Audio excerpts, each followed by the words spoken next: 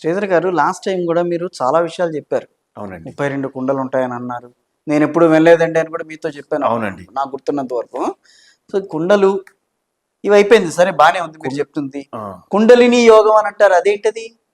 కుండలిని యోగం అది తాంత్రిక శాస్త్రంలో ఒక యోగంని, అది దాన్ని కుండలిని యోగం అని అంటారు.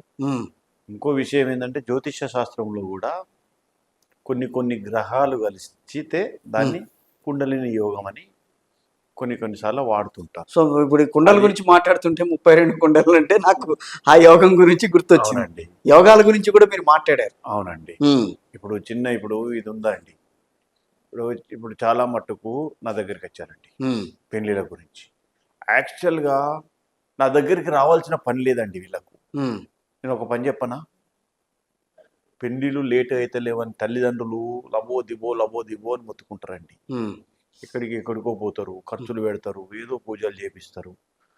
వీళ్ళను నేను ఒక్కటే ముక్కుసుడిగా క్వశ్చన్ చేస్తానండి. చాలా మందికి నేను ఇదే చెప్తానండి, మీరు ఇక్కడ దాకా మీ దగ్గర కనుక మీరు మీ బిడ్డ మీద, మీ కొడుకు మీద అంత ఆతృత కనుక ఉంటే నా దగ్గర రండి, నా దగ్గరికి రండి అని కూడా చెప్పనండి. వాళ్ళకి ఫస్ట్ ఇచ్చే రెమెడీ, వాళ్ళు చేసుకునే రెమెడీ ఇస్తానండి యాక్చువల్గా. కానీ ఎవరు నాకు తెలిసినంత వరకు అండి మీరు మీరు ఇచ్చేస్తున్నారు. ఎవరు కూడా ఇక్కడ రండి, నేను మాట్లాడతాం మీతో, ఒకసారి మీరందరూ వస్తే కూర్చోబెట్టి అసలు ఏం జరిగిందో నేను చెప్తాను, ఇంత పే చేయండి అని అంటారు. మీరు అంత ఉదారంగా చెప్పేస్తున్నారేంటి? ఉదారంగా కాదండి, నేను ఎక్కువ చెప్తానండి. ఇప్పుడు జనరల్గా నా దగ్గరికి ఎవరైనా వచ్చారనుకోండి, ఫోన్లో ఇట్లా టచ్ చేయారనుకోండి, సాధారణంగా వాళ్ళు చేసుకునేదే చెప్తానండి జనరల్గా. సో కింద వేసే ఫోన్ నెంబర్ చేస్తే చాలు, మీకు చాలు, మీరు ఇది చేసుకోండి చెప్పేస్తా అని చెప్తా. మీరు అది చేసుకోండి, నేను చెప్పేస్తాను ఖచ్చితంగా. మీరు ఇంట్లో ఏమైనా చేస్తారు వాళ్ళ గురించి? నేను చేయనండి, చెప్పాలి కదా. మీరేం నా మీద పెడుతున్నప్పుడు నేను జిమ్మదారు తీసుకొని చేస్తానండి. ఏం చేస్తారు ఇంట్లో? నేను చేయనండి, ఇంట్లో ఏది చేయనండి. ఇంట్లో ఇవన్నీ దుష్కర్మలండి. ఓకే. అంటే ఇంట్లో అంటే ఇన్ ద సెన్స్ మీ ఆశ్రమంలో కానీ మీకు సంబంధించిన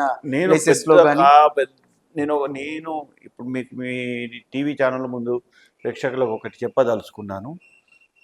నేను కేవలం పుణ్యక్షేత్రాలలో మాత్రమే చేస్తాను, వేరే కాడ చెయ్యను. సరే, ఎవరు చేయరు, పుణ్యక్షేత్రాల్లో అందరూ చేస్తారు. పుణ్యక్షేత్రాల కాడనే చేస్తాను, ఏ కార్యక్రమం చేసిన. శైవ క్షేత్రాలైనా మళ్ళీ దాంట్లో మళ్ళీ పుణ్యక్షేత్రాలు అంటే అన్ని ఉంటాయండి. శైవ క్షేత్రాలని కాదు, నరసింహస్వామి క్షేత్రం ఉంటది, వెంకటేశ్వర స్వామి క్షేత్రం ఉంటది. ఇప్పుడు నేను చేసేది తప్పైతే భయపడాలండి. నేను చేసేది తప్పైతే భయపడాలి. నేను చేసేది రైట్ అయినప్పుడు నాకు ఆంజనేయ స్వామి అయినా ఒక్కటే, శ్రీ విష్ణువు అయినా ఒక్కటే, మన నరసింహస్వామి అయినా ఒకటే, శివుడైనా ఒకటే. ఎందుకంటే నేను చేసేది మంచి, చెడు కాదు. నేను ఎవరికి చెడు చేస్తలేను, అందరికి మంచి చేయడానికే ప్రయత్నిస్తున్నా. నేను ఇవాళ నేను వేరే రకంగా ఒక కమర్షియల్ పద్ధతిలో పోతే ఒక రేంజ్లో ఉండేవాడిని అండి. మీకు కూడా తెలుసు ఆ విషయం. ఒక రేంజ్లో ఉండేవాడిని, నేను ఎప్పుడు కమర్షియల్గా పోతలేను. సరే, వాళ్ళకి చెప్తారు, రెమెడీ చెప్తారు. రెమెడీ అసలు యాక్చువల్గా ఏంటంటే రెమెడీ చెప్తా. ఈ రెమెడీ కూడా ఒక 2-3 రకాలుగానే చెప్తానండి. ఒక 2 రకాలుగా చెప్తా. అమ్మా, మీరు ఒక 108 రోజులు ఈ విధంగా చేసుకోండి, ఖచ్చితంగా మీ బిడ్డ పెళ్లి కాకుండా అడగండి. సో ఎవరికి వాళ్ళు వాళ్ళ సొంతంగా చేసుకోవాల్సిందే. ఇక్కడ ఒక గురువుగా మాకు ఫోన్ చేశారు కాబట్టి వాళ్ళ బావు కోసం ఒక హితబోధ చేస్తామండి, అంతే. లేదనుకోండి సెకండ్ ఆల్టర్నేట్ కింద డబ్బులు తీసుకొని తాంత్రికం చేపిస్తాం, లేకుంటే మన దైవ పూజ చేపిస్తాం. ఇప్పుడు చిన్న ఎగ్జాంపుల్ అండి, ఒక కుజదోషం ఉంది. కుజదోషం ఉంది, అబ్బాయికి పెళ్లి కాలేదు. అబ్బాయికి పెళ్లి కాకపోతే ఒక కుజదోషాన్ని 3 రోజుల పాటు దైవ కార్యాల సుబ్రహ్మణ్య స్వామితోనే చేస్తామండి. సుబ్రహ్మణ్య స్వామికి హోమాలే నడుస్తూ ఉంటాయి. సుబ్రహ్మణ్య స్వామి వల్లి దేవసేనకు మండపాలు, ఆరాధనలు, ఉత్సవాలు ఇవే జరుగుతూ ఉంటాయండి. ఇవే జరిగి కళ్యాణం కూడా జరుగుతుంది. ఉమ్, లాస్ట్ రోజు మాత్రం కదిలి కళ్యాణం అని ఒకటి ఉంటుందండి. ఉమ్, అంటే కదిలి కళ్యాణం అంటే చాలా మందికి అర్థం కాకపోవచ్చు. అవును. ఒక చెట్టుకు వివాహం చేసేదాన్నే కదిలి కళ్యాణం అంటారు. అది అందులో 11 రకాలు ఉంటుందండి.